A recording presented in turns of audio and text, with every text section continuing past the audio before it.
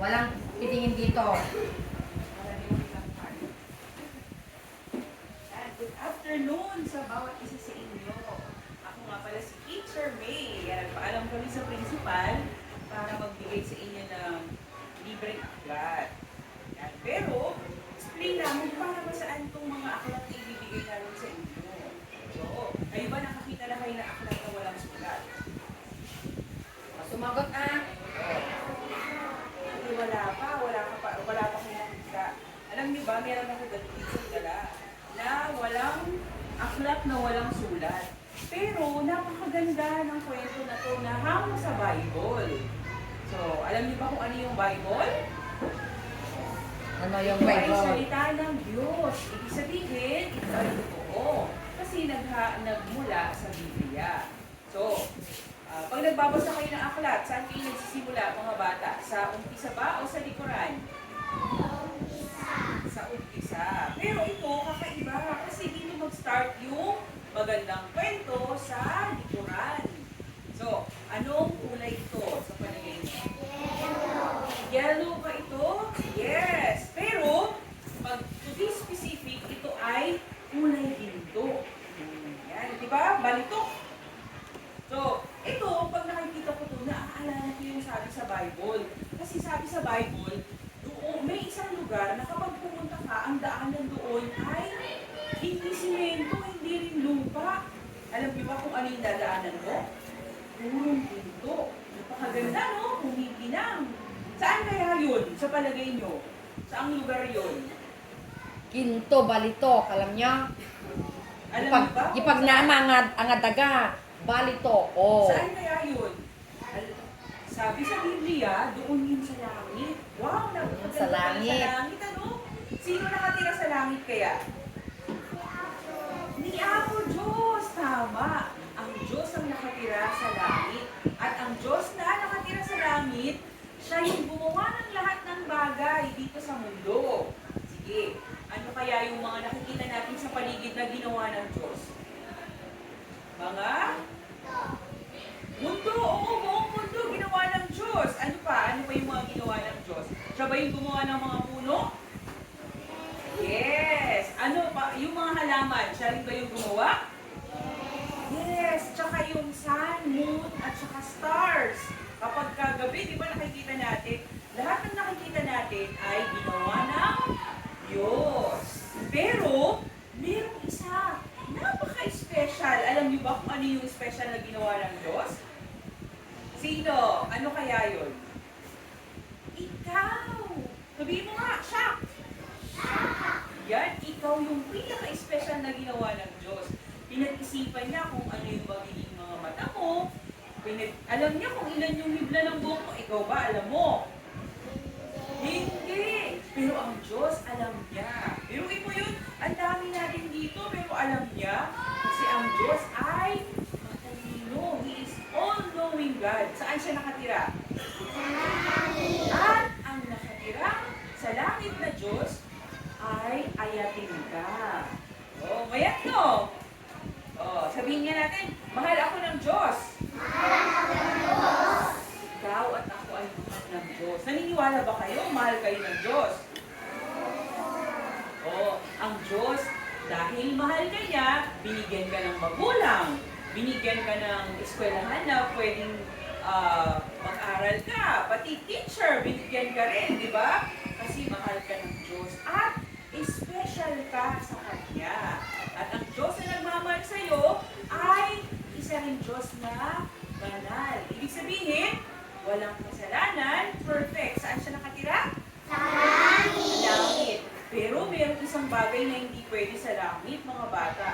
Yun ay ang kasalanan. Oo. Paano natin nalaman na mahal tayo ng Diyos? Sabi sa Biblia. Sabi dito, sa John 3:16, sabi dito, kayo na lamang ang pag-ibig ng Diyos sa sanlibutan. Ikaw at ako, mahal ng Diyos. Tunay na mahal ka ng Diyos. Pero yun nga, sabi ko sa inyo, mayroong isang bagay na hindi pwede sa langit. Yun ay ang kasalanan. Ang kasalanan, ito yung mga bagay na iniisip, sinasabi, o ginagawa na hindi nakakalugod sa Diyos. Magbigay nga kayo ng halimbawa na ayaw ng Diyos. Ayan, pag nagbabad finger, ano pa?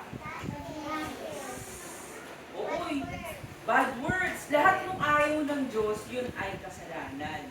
Pati yung nang mamalo, ano pa? Yung nang bubuli, ano pa?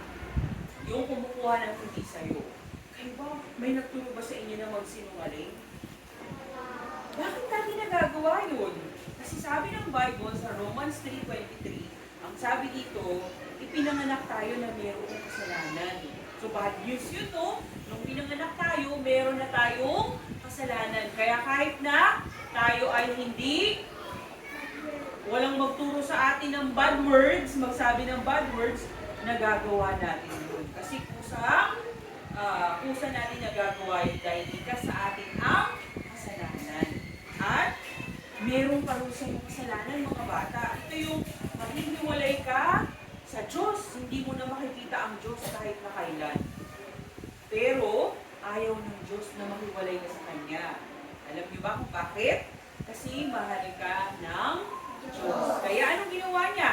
Ipinadala niya yung kanyang kaisa-isang anak. Sino yung kaisa-isang anak niya? Si Jesus, ang ating Panginoong Jesus. Noong unang Pasko, siya ay pinanganak. At anong nangyari sa kanya? Kahit na siya ay Diyos, wala siyang kasalanan. Pero, inako niya yung kasalanan natin. At namatay siya sa krus. Alam niyo kung bakit? Kasi, kailangan bayaran ang ating kasalanan. Ang sabi ng Bible sa 1 Corinthians 15:3 and 4, si Kristo'y namatay dahil sa ating mga kasalanan. Siya'y inilibing, pero sa ikatlong araw, anong nangyari? Nabuhay siya ulit. Paano kaya kung hindi namatay si Jesus dun sa cross? Hindi niya yung binigay yung dugo niya. Hindi tayo mapapatawad. Yung kasalanan natin, mananatiling ganito. Hindi magiging malinis. Pero dahil sa dugo ni Jesus, ang sabi ng Bible sa Hebrews 9:22, sabi dito, kung walang paghuhubo ng dugo, ay walang kapatawaran. Ibig sabihin, hindi tayo mapapatawad kung wala yung dugo ni Jesus. Kaya buti na lang si Jesus, sinakritis niya yung sarili niya para sa iyo at para sa akin. Para bayaran yung kasalanan natin. Para maging malinis. Ikaw, ano bang gusto mong gawin ni Jesus dun sa kasalanan mo? Yan. Gusto mo na papatawarin ka ng Panginoon, di ba? Hindi mo ni Mami, ah? Oo, hindi mo Ano na ni ulit Mami, yung gagawin. So, gusto mo ba na mahugasan yung iyong puso sa kasalanan? Yes, di ba? So, good news kasi, dahil sa dugo ni Jesus, sa ginawa ni Jesus ng sakripisyo, yung kasalanan natin, pwedeng malinisan. So, paano? Paano tayo magiging malinis o mapapatawad sa kasalanan? Sabi dito sa John 1:12, o makinig kayo mabuti, sabi dito, ngunit ang lahat ng tumanggap at nanalig sa Kanya ay pinagkalooban niya ng karapatang maging anak ng Diyos. Kung papaniwalaan natin si Jesus, na siya lang yung tanging paraan para mapatawad tayo sa kasalanan. Ang sabi ng Bible, ikaw ay bibigyan niya ng karapatang maging anak ng Diyos. At kung tatanggapin mo si Jesus sa iyong puso, handa ka ba na tanggapin si Jesus sa iyong puso? Una, aminin mo na ikaw ay makasalanan. Pangalawa, paniwalaan mo si Jesus. At pangatlo, tanggapin mo siya sa iyong puso. Handa ka ba na tanggapin si Jesus? Sige. Mag-pray tayo, pero yung prayer na to, walang magic dito. Kailangan taimtim sa puso mo at sa isip mo na tatanggapin mo si Jesus. Sige, yoko tayo lahat. Pikit natin yung ating mga mata. Sabihin natin, Panginoong Jesus, inaamin ko po na ako'y makasalanan. Naniniwala po ako na ikaw ay namatay para sa akin. Salamat po sa kapatawaran. Tinatanggap po kita sa puso ko. Amen. Yan. Sino yung mga nag-pray? Taas niyo yung kamay. Alam niyo, sabi ng Bible, bukod sa nanay at tatay mo, kanino ka ng anak ngayon? anak ka na rin ng? Yes! Paano nyo nalaman? Sabi sa Bible, di ba? O sige, baba na yung kamay. Basahin ko ulit ha. Ngunit ang lahat ng tumanggap at nanalig ay binigyan niya ng karapatang maging anak ng Diyos. Ibig sabihin, anak na rin kayo ng Diyos. Dahil tinanggap mo na si Jesus sa iyong puso. At nandyan na sa puso mo si Jesus. Simula ngayon, hindi ka na niya iiwan. Sabi ng Bible, ang pangako ng Diyos, hindi kita iiwan kailanman. Ulitin niya natin yung pangako ng Diyos. Hindi kita iiwan kailanman. Aalis mo ba si Jesus sa puso mo? Hindi na. Simula ngayon, kasama mo na siya kahit saan ka magpunta. Di ba? At ngayon, meron pa siyang isang pangako sa kabilang kamay naman. O, itaas yung kabilang kamay. Ang Diyos ang tumutulong sa akin. Yan, ang sabi ng pangako ng Diyos, He will help you to do what is right. Yan, ibig sabihin, tutulungan ka niya na gumawa ng tama. Kasi kung tayo lang, hindi natin kaya yun. Kasi nga, di ba, mayroon tayong likas na kasalanan. Pero simula ngayon, nandiyan na si Jesus, tutulungan ka niya na gumawa ng tama.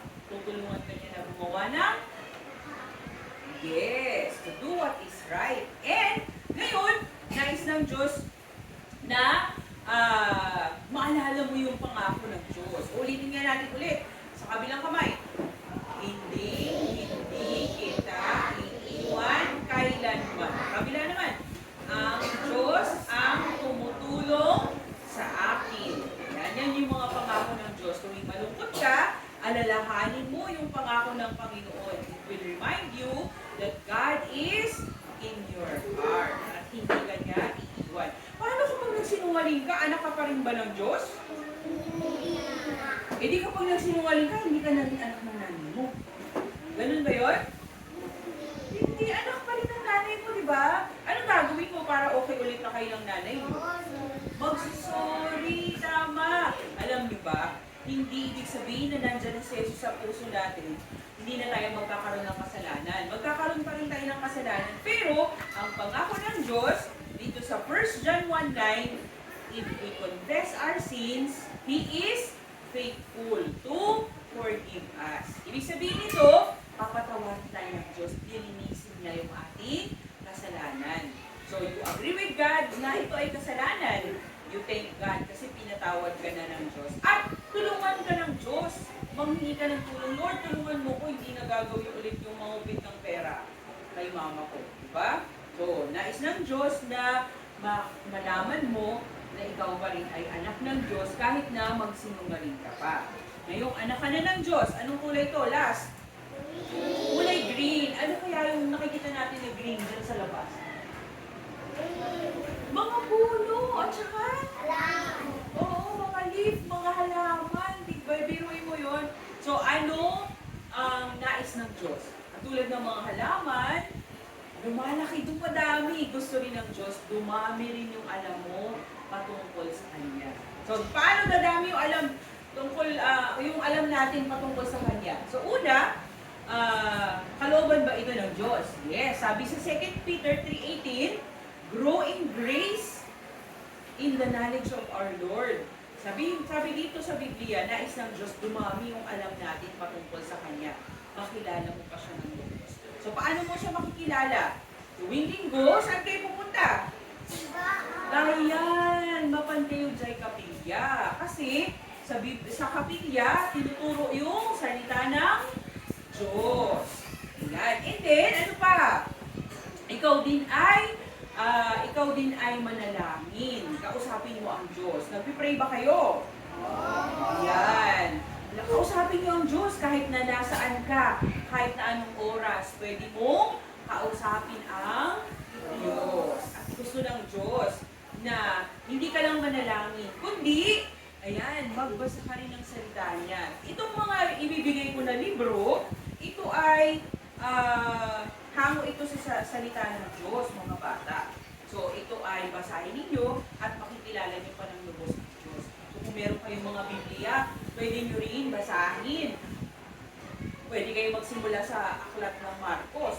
So kung hindi pa marunong magbasa, pwede kayo magpatulong sa nanay at tatay. Oo, para makilala niyo pa ng lubos ang Diyos. At kung ano yung nabasa niyo sa Biblia, yun din ay inyong susundin. Sabihin mo rin sa iba na tinanggap mo na si Jesus at sabihin mo sa kanila na mahal sila ng Diyos. Yan. Gusto mo ba magpasalamat sa Diyos kasi nandiyan na si Jesus sa iyong puso? O sige, yuko ang ulo, pigit ang mga mata. Sige, mag-thank you ka kay Jesus.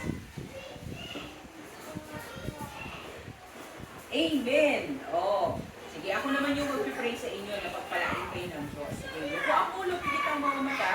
Ang Diyos, pinag-pray po namin ng mga batang ito, pagpalain mo sila, Panginoon. Give blessing. Bless them, Lord. Even their family, Panginoon. At maging ang kanilang guro, Panginoon Diyos. Bigyan mo ng mahabang pasensya, Panginoon, sa kanilang pagtulog. Dalangin ko na tulungan mo sila makilala ka pa ng Diyos, Panginoon. Salamat po. In Jesus' name. Amen. Amen. Sige, bibigyan ko na kayo ng aklat, ha? So ito, kilalanin ang hari. So ito ay makakatulong sa inyo para matuto kayo magbasa, mag-practice kayo magbasa. Marunong na ba kayo magbasa? Yes, yan. So, basahin ninyo pagka recess, tapos kapag uwi na ninyo sa bahay.